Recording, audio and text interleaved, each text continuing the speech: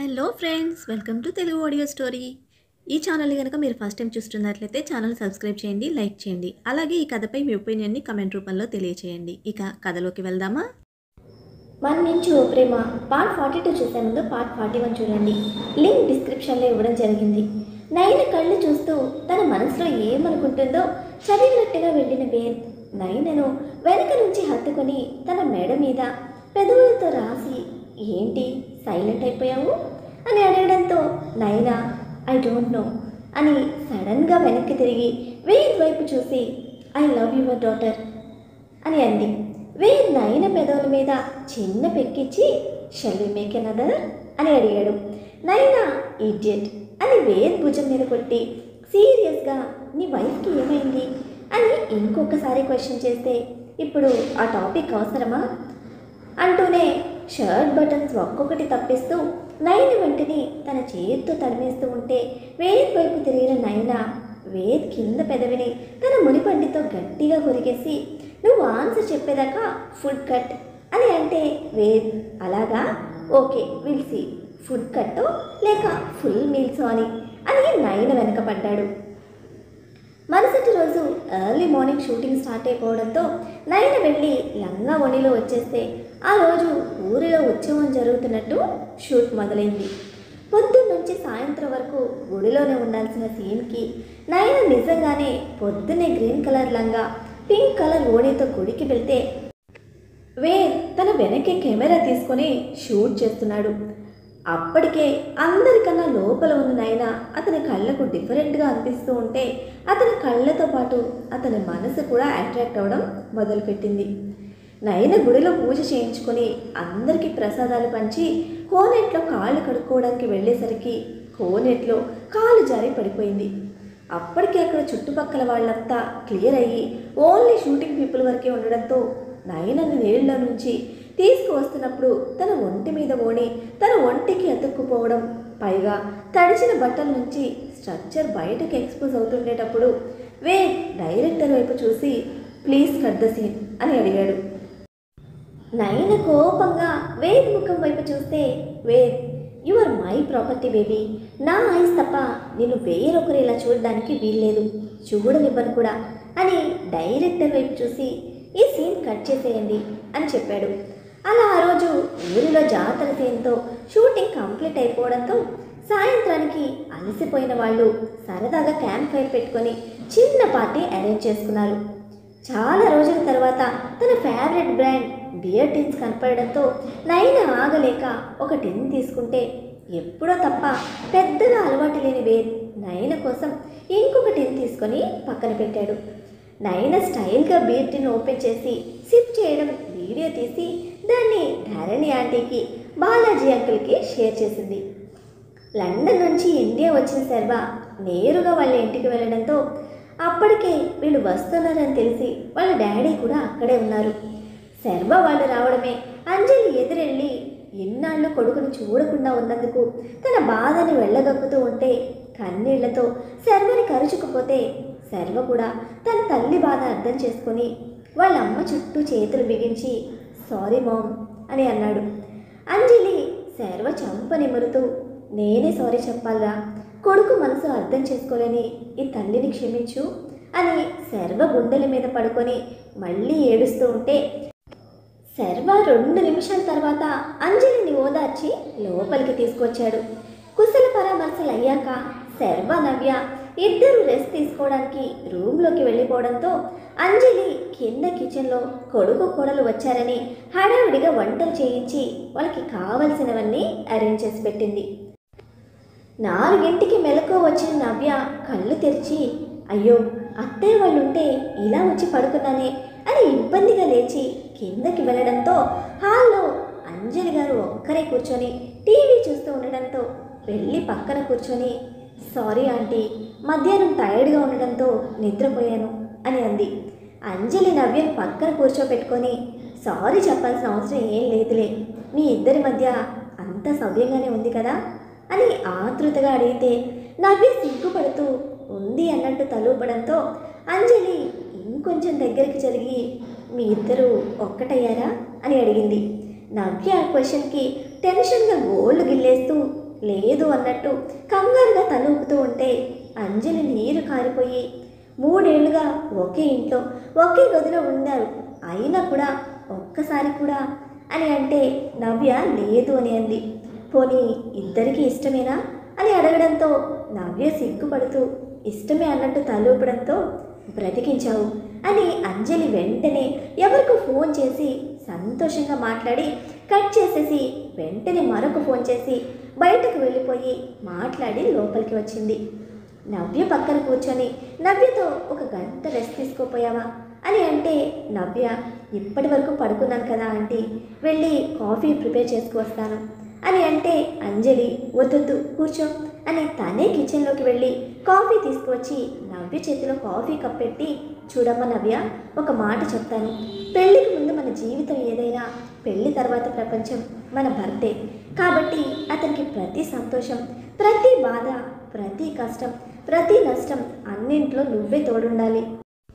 అలసి వస్తే నీ గుండెలే సేద తీరే పాన్ పోవాలి, ఎలాంటి చికాకైనా నేను చూడగానే పోవాలి. అలా అవ్వాలి అంటే మీ ఇద్దరు మానసికంగానే కాదు శారీరకంగా కూడా ఒక్కటవ్వాలి. ఇప్పటి వరకు అయిపోయిందేదో అయిపోయింది, ఇకనైనా మీ జీవితంలో తొలి అడుగు వేయండి. ఈరోజు ముహూర్తం బాగుందంట అని అనడంతో నవ్య సన్నగా శివరవ్వడం మొదలు పెడితే అప్పుడే కళ్ళు నులుముకుంటూ కిందకి వస్తున్న శర్వ ఆ మాటలన్నీ విని నవ్వుతూ నవ్య వైపు చూసేసరికి నవ్య బిగుసుకుపోవడం చూసి తన ముందు బయటపడకుండా పక్కనే ఉన్న రూమ్లోకి వెళ్ళిపోయాడు. అదే రోజు సాయంత్రం టెర్రస్ పై ఉన్న పెంట్ హౌస్లో కింగ్ సైజ్ బెడ్, మల్లెపూలతో గులాబీలతో అందంగా ముస్తాబైతే ఆ గది మొత్తం పూలవనంలా తయారైంది. ఆ గదిలో మంచి అగరత్తుల వాసనతో పాటు సెంటెడ్ క్యాండిల్స్ గుమగుమలతో నిండిపోతే మల్లెపూల గుబాలింపు ముక్కుకి తాకి మత్తునిచ్చే అంతగా హాయినిస్తూ ఉంటే దానికి తోడు చల్లిన మల్లెపూల స్ప్రే ఒక ట్రాన్స్లోకి తీసుకువెళ్ళిపోయేటట్టు ఉంది.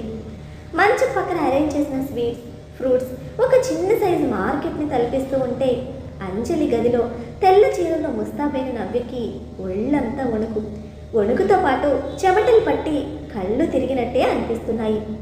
నవ్యని అంజలి గదిలో ముస్తాబు చేస్తూ ఉంటే అక్కడికి వచ్చారు నవ్య తల్లిదండ్రులు.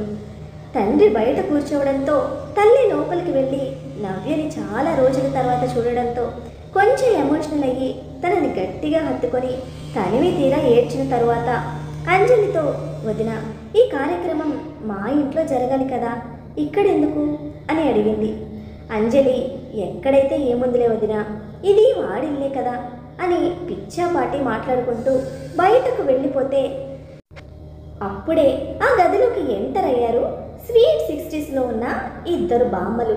వాళ్ళిద్దరూ నవ్య చుట్టూ తిరుగుతూ తనని కింద నుంచి పై వరకు చూసి, ఏముందే ఈ అమ్మాయిలో అంత బాగుందా అని ఒక అమ్మాయి అంటే, ఏమో మరి నాకు అలాగేం అనిపించట్లేదు, వాడి కళ్ళకు ఎలా నచ్చిందో అని ఇంకొక ఆమె సాగతీసింది.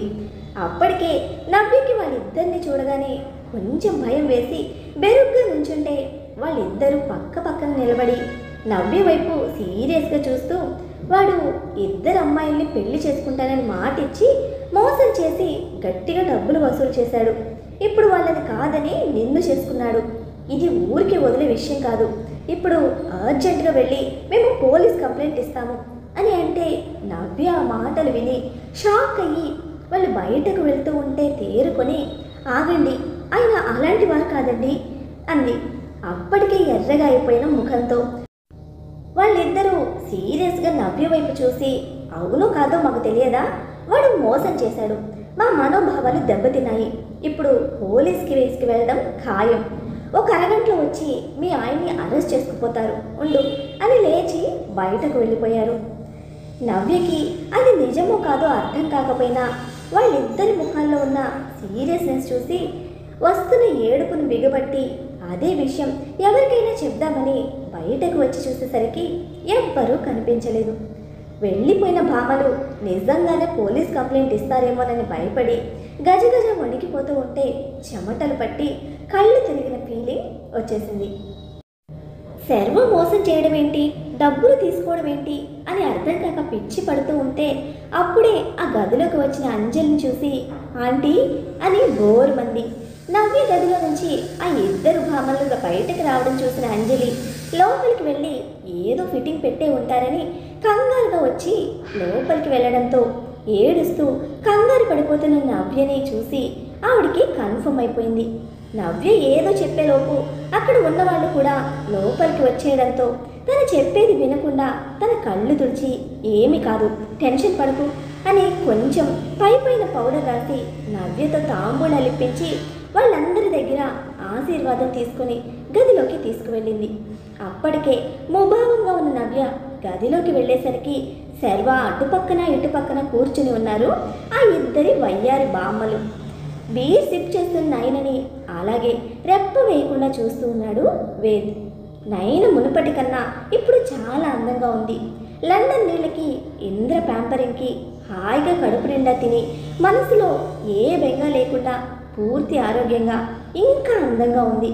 దానికి తోడు అతనికి ఎంతో ఇష్టమైనట్టు కళ్ళు జోడు లేకుండా ఉంది. అతనికి ఎంతో ఇష్టంగా ముక్కుకు కుట్టించిన బంగారు రింగ్ కుట్టినప్పటి నుంచి ఇప్పటి వరకు అలాగే ఉంది. అంతకుముందు జీన్స్ టీషర్ట్ వేసేది, కానీ ఇప్పుడు jeggings, half t-shirts, tank tops అని నడుము కనిపించే వరకు టాప్స్ని వాడుతుంది.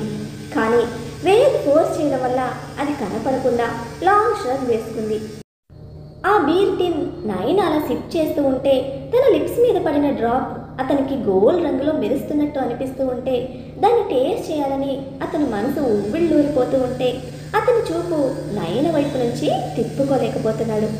అతని బాధ అబ్జర్వ్ చేసిన మిగిలిన టీం మెంబర్స్ మొత్తం ఒక్కొక్కళ్ళు కళ్ళతోనే సైగ చేసుకొని అక్కడి నుంచి ఎవరికి వాళ్ళు వెళ్ళిపోతే నిషి మాత్రం ఎదురుగా క్యాంప్ ఫైర్ ఎంతైతే మండుతుందో కడుపులే అంతే మంటను తగిలించుకొని వాళ్ళిద్దరినీ అలాగే చూస్తూ ఉంది. వెళ్ళిన డైరెక్టర్ నిషి బయటే ఉందని అర్థం చేసుకొని తనతో, Nishi please come to my caravan, I have to talk with you అని అన్నాడు. నిషి విసుగ్గా డైరెక్టర్ వైపు చూసి ఏం మాట్లాడలేక అక్కడి నుంచి వెళ్ళిపోతే వేద్ ఒక్క నిమిషం కూడా ఆలస్యం చేయకుండా ఇందాక నుంచి అతను డిస్టర్బ్ చేస్తున్న డ్రాప్ని టేస్ట్ చేయడానికి వెంటనే నయన చేతిని పట్టుకొని ఆ టిన్ని పక్కకు జరిపి నయన లిప్స్ టేస్ట్ చేశాడు. సిగ్గు అనే ఎలిమెంట్ ఒక్కసారిగా పుట్టుకు రావడంతో పాప వేద్ని వెనక్కి నెట్టి తలదించేసుకుంది. వేద్ నయన పక్కన కూర్చొని తన భుజం చుట్టూ చేయి వేసి నయన చేతిని తన చేతిలోకి తీసుకొని ఫింగర్స్ లాగుతూ, నీకు ఒక విషయం చెప్పనా అని అంటే నయన ఏంటి అన్నట్టు చూసింది. వేద్ నయన వైపు చూస్తూ, నాకు ఒక మరదలు ఉంది, నువ్వు అడుగుతావు కదా నా భార్య ఎక్కడా అని, తన గురించే చెప్తాను, వింటావా అని అడిగాడు. అప్పటికే ముభావంగా ఉన్న నవ్య గదిలోకి వెళ్ళేసరికి శర్వకి అటుపక్కన ఇటుపక్కన కూర్చున్న ఆ ఇద్దరి వయ్యారి బామ్మలు వాళ్ళని అక్కడ చూసిన నవ్య కళ్ళు రెండు పెద్దగా చేసి షాక్తో చూస్తూ ఉంటే తన కళ్ళలో నుంచి నీళ్లు బయటకు వచ్చేసాయి. శర్వ కంగారుగా నవ్య దగ్గరికి వెళ్తూ ఉంటే ఆ ఇద్దరు ఆపి, ఇప్పుడు మా ఇద్దరికి ఏం సమాధానం చెప్తావో చెప్పు అని అటొకళ్ళు ఇటొకళ్ళు మూతి తిప్పేసరికి శర్వ ఒకరి వడిలో తల ఇంకొకరి వడిలో కాళ్ళు పెట్టి, ఇప్పుడు ఫస్ట్ నైట్ మీతోనే డార్లింగ్స్ అని అన్నాడు. ఆ మాట అనగానే నవ్య ఇంకా షాక్గా చూస్తూ ఉంటే శర్వ కన్ను కొట్టి, నేను వీళ్ళిద్దరిని మోసం చేశాను అన్నాడు.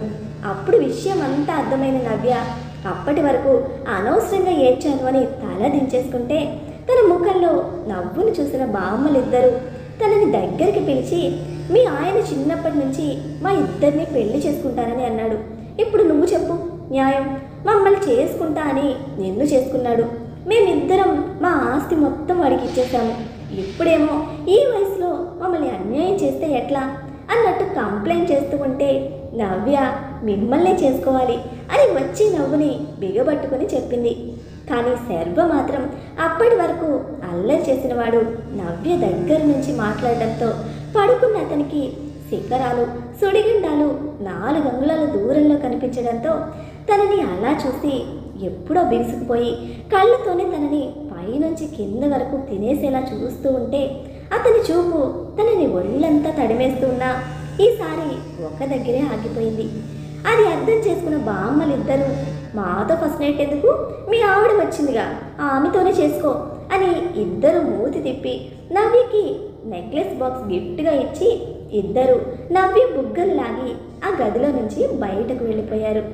నవ్య చిన్న చిరునవ్వుతో వాళ్ళు వెళ్ళిన తర్వాత బాక్స్ తీసి పక్కనే ఉన్న కబోర్డ్లో పెట్టడానికి వెళ్ళడంతో ఎప్పుడు లేచాడో శర్వ డోర్ క్లోజ్ చేసి వచ్చి నవ్య వెనుక నిలబడి తన తలలో ఉన్న మల్లెలను గాఢంగా వాసన పీలుస్తూ ఉంటే నవ్య భయంతో బిగుసుకుపోయింది. శర్వ నవ్య చెవిలో భయపడకు నేనే కదా అని మంద్రంగా చెప్పి తన చెవిని చిన్నగా కొరుకుతూ తన చేతులతో ఆమె నడుమును మర్దించిన తర్వాత అతన్ని ఊరిస్తున్న శిఖరాల మీదకి చేర్చాడు. ఆ చర్యతో ఒక్కసారిగా మూసుకున్న నవ్య కనులు తర్వాత ఏం జరుగుతుందో తెలుసుకునేలోపు తను పూల పాన్పుపై చెరువు కింద నలుగుతూ ఉంది. వేద్ నయన వైపు చూస్తూ నాకు ఒక మరదలుంది, నువ్వు అడుగుతావు కదా నా భార్య ఎక్కడా అని, తన గురించి చెప్తాను వింటావా అని అడిగాడు. నయన వింటా అన్నట్టు తల ఊపడంతో తనపై చేయి వేసి పైకి చూస్తూ తన పేరు అభినయన, నాకెంతో ఇష్టమైన పేరు, నా పేరులో సగం, అది తను పుట్టక ముందే పెట్టుకున్నాను. మా అత్త కడుపులో ట్విన్స్ అని తెలిసినప్పుడు పెద్దదాని పేరు అభి అని చిన్నదాని పేరు అభినయన అంటే అందరూ పెద్దదాని పేరు అభి అన్నప్పుడు చిన్నదాని పేరు ఒట్టినైనా చాలు అన్నారు. కానీ నా మనసులో మాత్రం అది అభినయనగానే ఉండిపోయింది. నా మరదలు పుట్టినప్పుడు వాళ్ళ అక్క అభి చనిపోయింది. నాకు కూడా చిన్నతనం కదా, ఏదో తెలియని కోపం. కానీ కొన్ని రోజులకు తెలుసుకున్నాను, నేను ఒకప్పుడు ఓసిడి పర్సన్ని, నాకు ఓసిడి ఉందని కూడా దానివల్లే తెలిసింది. నాకు చిన్నప్పటి నుంచి సైలెంట్గా డీసెంట్గా నీట్గా ఉంటే ఇష్టం. కానీ అది నేను నా తమ్ముడు మగపిల్లలైనా చేయని అల్లరి చేసేది. ఆడపిల్లైనా అదొక్కటే చేసే అల్లరికి మా వాళ్ళకి తలనొప్పులు తెచ్చిపెట్టేది. మా అందరి భయం అది అల్లరి చేస్తుందనో ఇంకెందుకనో కాదు. అది పుట్టినప్పటి నుండి చిన్న చిన్న డిజార్డర్స్ ఉన్నాయి. అవి ఎక్కడ పెద్దగా అయ్యి దాన్ని ఇంకెంత ఇబ్బందులు తెచ్చి పెడతాయో, దానికి ఏమన్నా అవుతుందేమోనని. దానికి ఏమైనా అయితే అత్తమామలు ఏమైపోతారో అని భయం వేసేది. అందుకే అది హెల్తీగా జాగ్రత్తగా ఉండాలని నేను అమ్మ దాని దగ్గర చాలా స్ట్రిక్ట్గా ఉండేవాళ్ళం. కానీ మా ఇద్దరికీ అదంటే ప్రాణం. చిన్నప్పుడు ఒకసారి దాన్ని హాస్పిటల్ బెడ్ మీద చూశాను. ఆ క్షణం నుంచి దానికి ఏ కష్టం రాకుండా కాపు కాచుకోవాలని నిర్ణయించుకున్నాను. అప్పటి నుంచి అట్లీస్ట్ వేరే స్కూల్లో కూడా వేయకుండా నేను చదువుతున్న స్కూల్లోనే దాన్ని కూడా జాయిన్ చేసుకున్నాను. దానికి ఊహ తెలిసినంత వరకు ఏంటి, దాని అండర్ గ్రాడ్యుయేషన్ అయ్యే వరకు కూడా దాని చుట్టూనే ఉన్నాను. దానికి కొంచెం మెచ్యూరిటీ వచ్చినప్పుడు నేను నా post graduation with acting course కోసం లండన్ వెళ్ళాను. కానీ నా కేరింగ్ దానికి జైలు శిక్షలాగా అనిపించేది. నా ఓవర్ పొజిటివ్నెస్ దానికి అథారిటీలాగా అనిపించేది. చిన్నప్పటి నుంచి బావ అన్న గౌరవం ఏనాడు ఇచ్చేది కాదు. అలా అని వేరే వాళ్ళ ముందు తక్కువ చేసి మాట్లాడేది కాదు. నన్ను ఎవరో ఒక అన్నోన్ పర్సన్ ట్రీట్ చేసినట్టు ట్రీట్ చేసేది. నా ముందు కూర్చొని తినేది కాదు. ఒకసారి చిన్నప్పుడు తను తింటూ ఉంటే కింద వలకపోస్తుందని వీపు మీద ఒక్కటి కొట్టి సరిగ్గా తినాలని చెప్పాను. తను అయినా అలాగే తింటే నీట్గా తిను, లేకపోతే ఇంకెప్పుడు నాతో కలిసి తినకు అని అన్నాను. ఆ ఒక్క మాట పట్టుకొని నాతో కలిసి తినడమే మానేసింది తెలుసా అని అంటున్నప్పుడు వేద్ కళ్ళలో నుంచి ఒక కన్నీటి బొట్టు అతని చెంప మీదకు జారింది. మరి ఇప్పుడు వేద్ నయనతో తను ఎందుకు తన విషయంలో అంత స్ట్రిక్ట్గా ఉన్నాడో అని ఇన్నేళ్ళు తన మనసులో దాచుకున్న ఫీలింగ్స్ని, బాధని ఈరోజు నయనతో షేర్ చేసుకుంటాడా? తన ప్రేమ, మనసులోని బాధ నయన మనసు అర్థం చేసుకుంటుందా? మరి వేద్ని నయనని దూరం చేయడానికి నిషి వేసే ప్లాన్ ఏంటి? ఆ ప్లాన్లో తను సక్సెస్ అవనుందా? నయనకు ఏం ప్రమాదం జరగనుంది తెలుసుకోవాలంటే నెక్స్ట్ ఎపిసోడ్ని ఫాలో అయిపోండి. మరి అలానే ఈ ఎపిసోడ్ని లైక్ చేయడం మాత్రం మర్చిపోకండి. Bye friends.